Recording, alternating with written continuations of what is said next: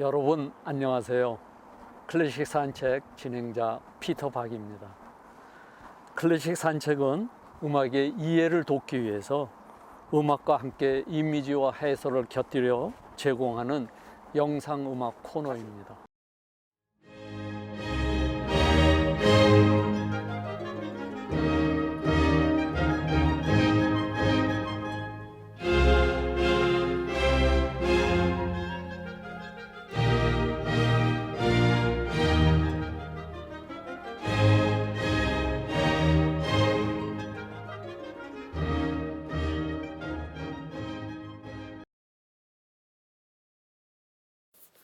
오늘은 차이콥스키의 현을 위한 세레나데를 감상하려고 합니다.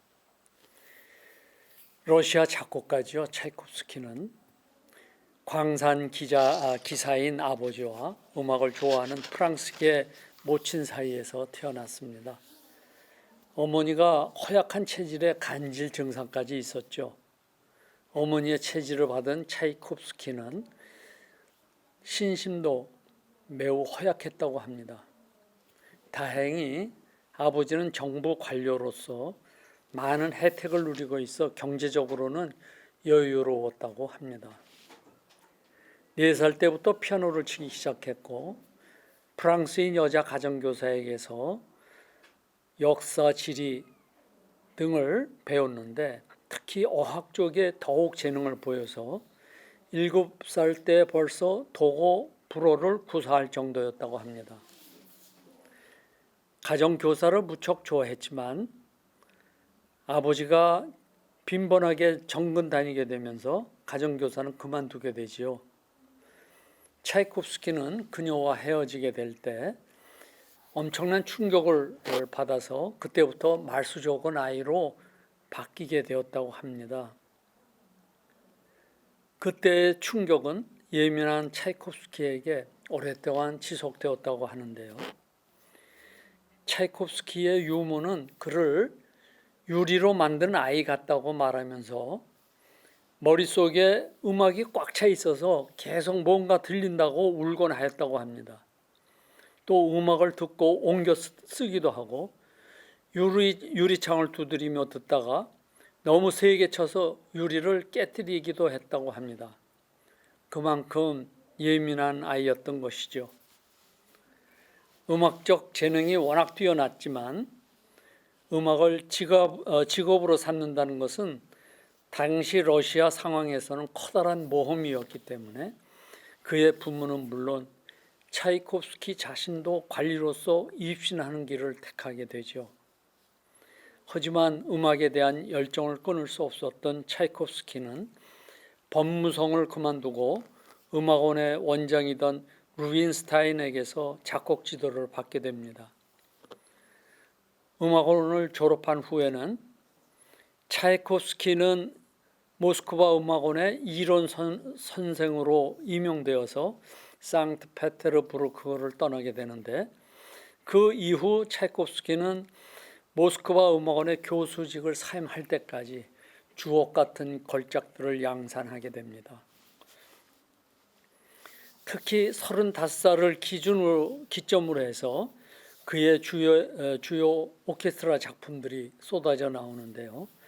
피아노 협주곡 제1번, 교향곡 3번, 4번, 백조의 호수, 오페라 에프게니 오게닌, 바이올린 협주곡 등을 홍수처럼 쏟아내지요. 이 시기는 그의 전 생애를 통틀어서 걸작이 가장 풍성하게 양성된 때였습니다. 이 즈음에 차이콥스키는 루빈스타인의 소개를 받아 부유한 철도 경영인의 미망인 폰 매크 부인과 편지만을 주고받으며 만나지 않는다는 조건으로 교제가 시작이 되지요. 이것은 폰 매크 부인의 요구 조건이자 차이콥스키도 원하는 것이었습니다. 이러한 미묘한 관계는 14년 동안이나 지속되었으며 폰 매크 부인은 차이콥스키에게 매년 6천 루블의 연금 형식으로 돈을 지급했습니다. 이러한 경제적 후원에 힘입어 차이콥스키는 그때부터 교수직을 사임하고 창작에만 몰두하게 됩니다. 차이코프스키에게 최고의 실수이자 최악의 선택은 결혼이었는데요. 당시 10세 연하에 음악원에 제자였던 밀유코바와의 목숨을 건 열렬한 구애를 받아들여서 결혼하지만 결혼 생활은 몇 주 만에 파탄에 이르고 맙니다. 차이코프스키는 동성애자의 경향을 띠고 있었어요. 내성적이고 수줍은 성격, 심한 노이로제에 시달리면서 한때 자살까지 기도했다고 합니다. 그는 동생에게 이런 편지를 썼지요. 끔찍하고 끔찍하다. 내 피가 싸늘하게 식어버리는 것 같아. 자연의 창조물 중 이렇게 혐오스러운 인간이 있을까 하고 수레하고 있습니다. 차이코프스키는 결혼생활 3개월이 채 못 되어 도망쳐서 심신의 요양을 위해 유럽으로 가게 됩니다. 그럼에도 그녀는 계속해서 차이코프스키를 쫓아다니면서 괴롭혔고 몇 년 후 그녀가 다른 사람에게서 아이를 낳게 되자 겨우 그녀로부터 벗어날 수 있게 되었다고 하지요. 차이코프스키와 폰 매크 부인과의 관계도 자그만치 1200여 통에 이르는 서신 교환을 하다가 갑자기 알 수 없는 이유로 끝을 맺게 되지요. 이로써 폰 매크 부인의 경제적 후원은 중단되었지만 차이코프스키는 이미 작곡가로서의 확고한 지위를 확보했기 때문에 생활에는 별다른 지종을 받지 않았다고 합니다. 차이코프스키는 비창교향곡 초연 후 9일 후에 죽음을 맞게 되는데 콜레라 때문이라고도 전해지지만 사후의 부검 결과 몸에서 비소가 검출되었다고 해서 자살했다는 이야기도 나오고 있습니다. 아직까지 죽음에 대한 의문이 풀리지 않고 있다고 합니다. 오늘 들으시는 현을 위한 세레나데에 대해서 말씀드리겠습니다. 차이코프스키는 이 곡에 대해서 폰 매크 부인에게 이런 편지를 보냈습니다.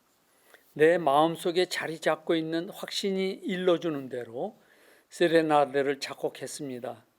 이 작품은 나의 진심에서 우러나온 진실한 감정들을 모두 담고 있고 음악적으로도 매우 뛰어난 완성도를 갖추고 있다고 감히 말하고 싶습니다. 내성적이고 수줍어하는 성격의 차이코프스키가 이런 말을 할 정도로 이 곡에 대한 자신감이 가득해 보이는 것입니다.